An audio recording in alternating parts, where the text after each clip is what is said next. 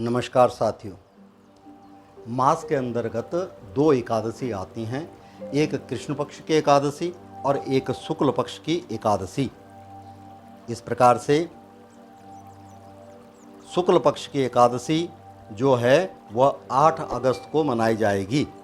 यह एकादशी श्रावण मास के शुक्ल पक्ष में पुत्रदा एकादशी के नाम से मनाई जाती है। इस दिन भगवान विष्णु के नाम पर व्रत रखकर पूजन करना चाहिए।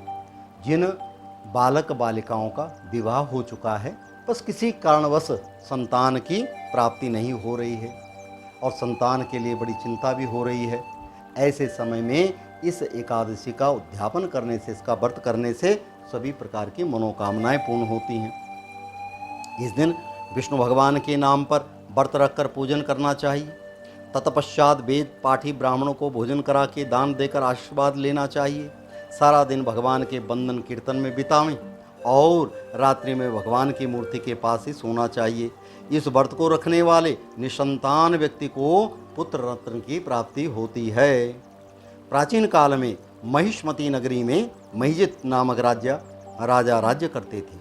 अत्यंत धर्मात्मा, शांतिप्रिय तथा दानी होने पर भी उनके कोई संतान नहीं थी। इसी से राजा अत्यंत दुखी थे। एक बार राजा ने अपने राज्य के समस्त ऋषियों को बुलाया तथा संतान प्राप्ति को उपाय पूछा।